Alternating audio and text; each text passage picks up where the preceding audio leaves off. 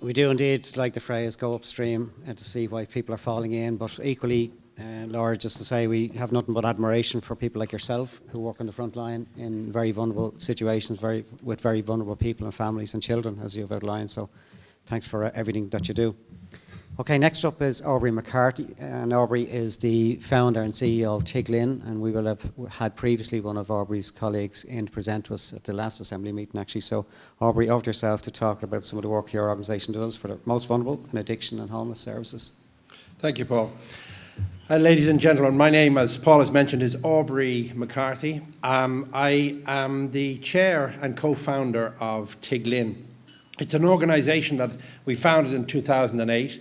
I love what you're doing this morning, and I've been asked to talk about maintaining recovery and well-being.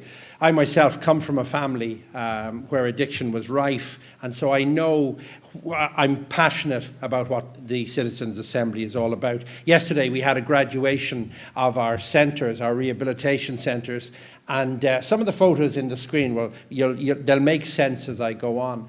But yesterday I saw individuals graduating a rehabilitation programme that they had their lives back together, their families, their kids, and it was really a day of celebration. And then yesterday evening, I'm the chair of the Southwestern Regional Drugs and Alcohol Task Force. We celebrated Recovery Month with the first Christy Dignam Award last night. So really, I know all about recovery from my volunteer role, and it really, really is something that encourages me.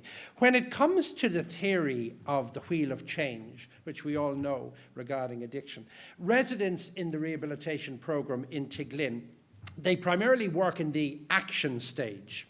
However, all of this action comes undone unless we provide the proper supports to maintain the progress that is made so that there can be a permanent exit from addiction. And Professor Pat and Laura and Andy and Sean, they were talking about the supports that are necessary.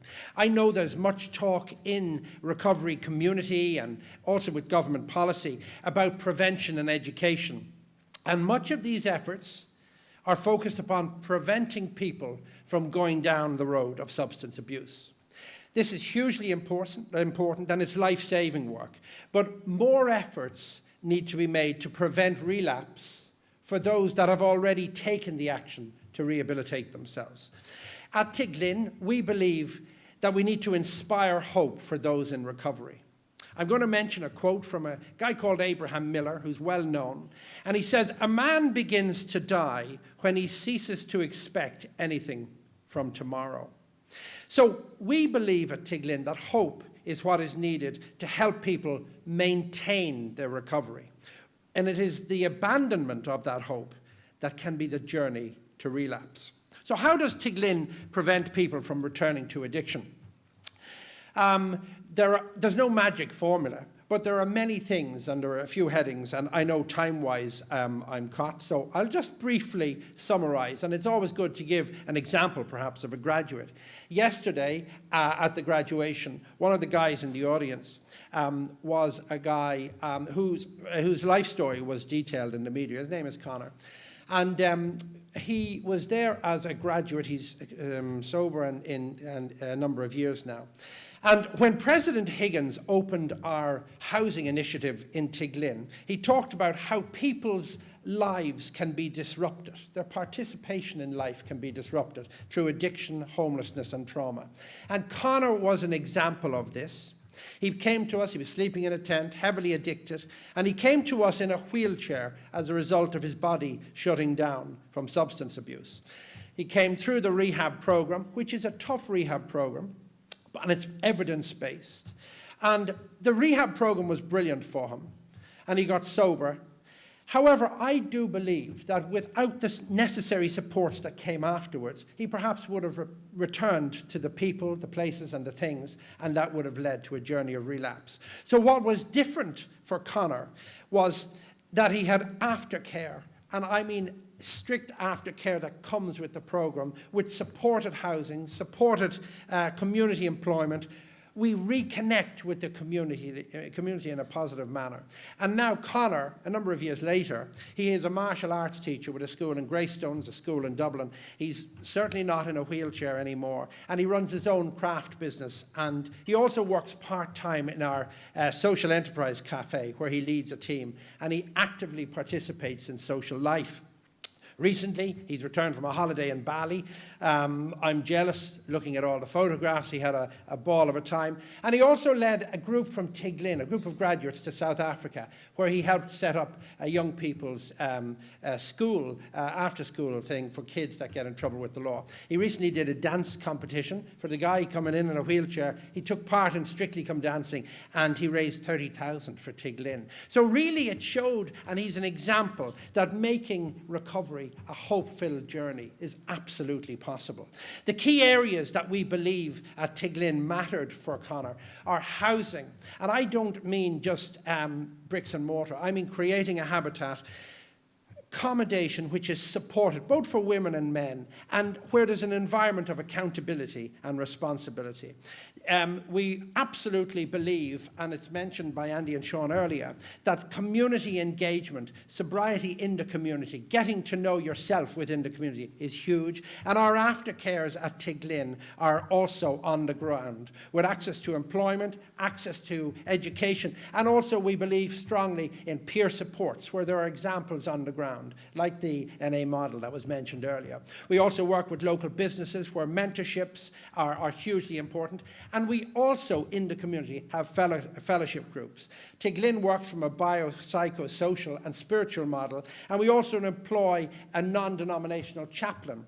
So faith can be a key aspect in what the individual's recovering is about as well. That's 12 steps, smart recovery, the local churches, whatever is important.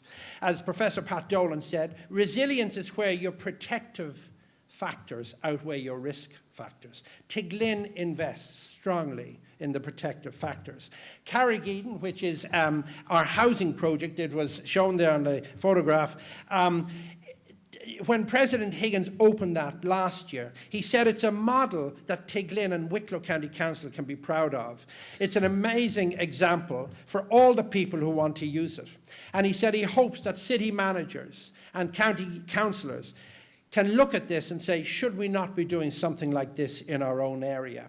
And what's the uniqueness of the Tiglin approach? As I said, it's not magical, but it's about housing and aftercare, where step one, there's the aftercare, when you come out of the rehab, it's linked to 7 months of supported accommodation, okay, when you exit the rehab.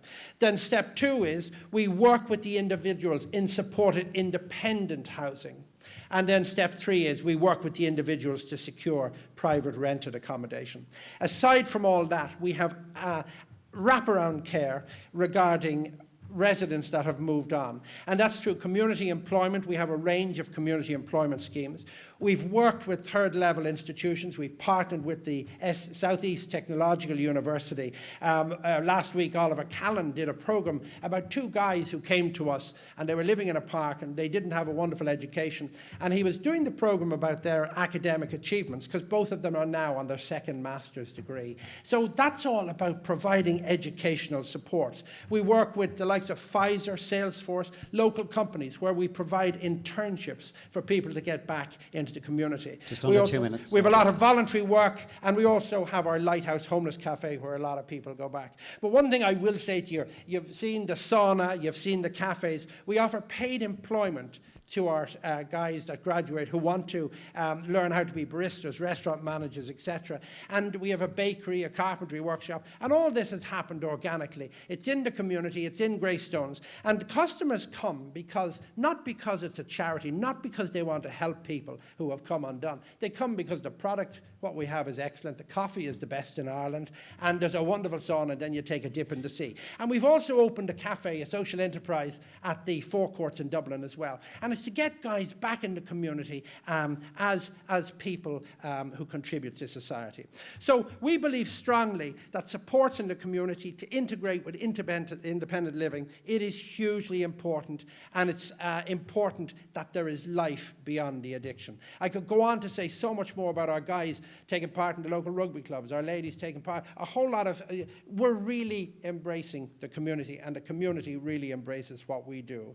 I just want to end with a quote from C.S. Lewis, where, and I love this quote, he says, "We cannot go back to the start and change the beginning, but by God, we can change the ending." And I believe that's what Tiglin is about. It's to give people like myself or yourself or our family members an opportunity to change how they end.